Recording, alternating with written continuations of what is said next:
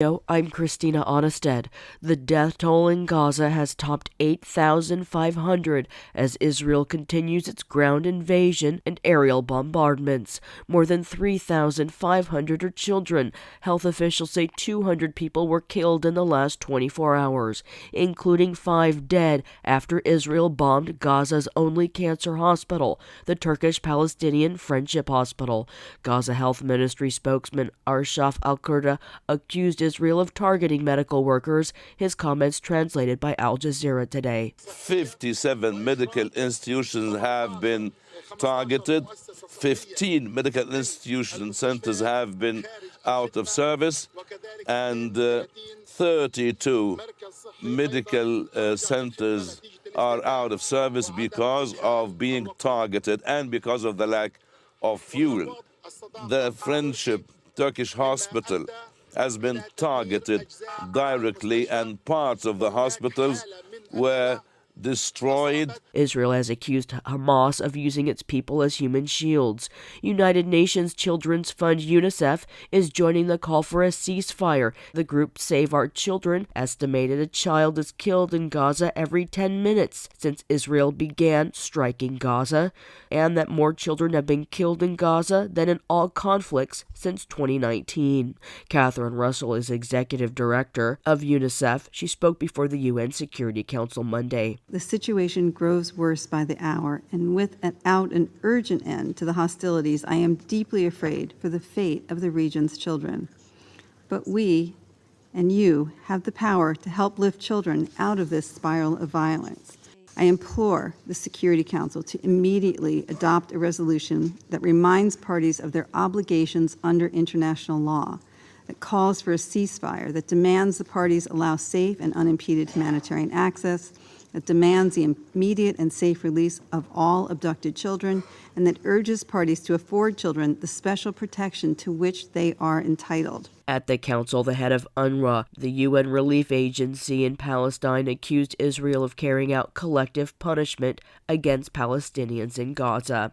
But Israel's Prime Minister Benjamin Netanyahu rejected calls for a ceasefire Monday, comparing it to surrendering to Hamas.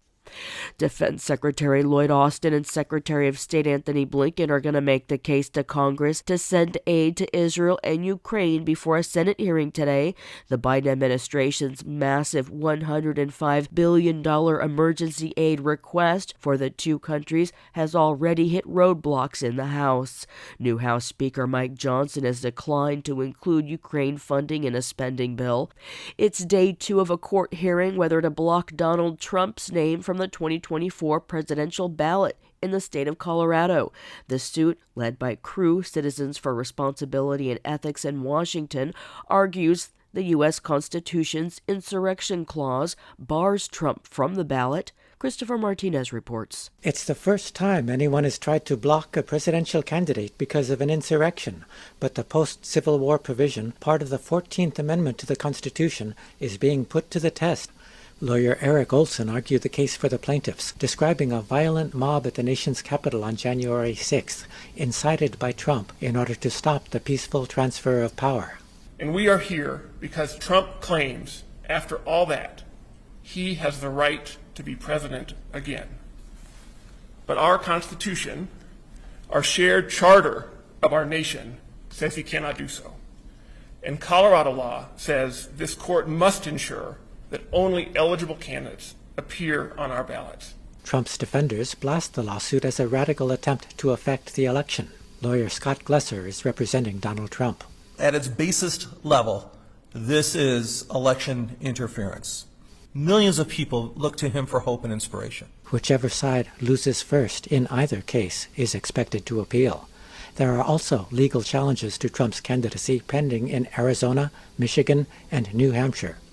I'm Christopher Martinez. In New Hampshire's presidential primary, there will be 21 names on the Democratic ballot and 24 on the Republican.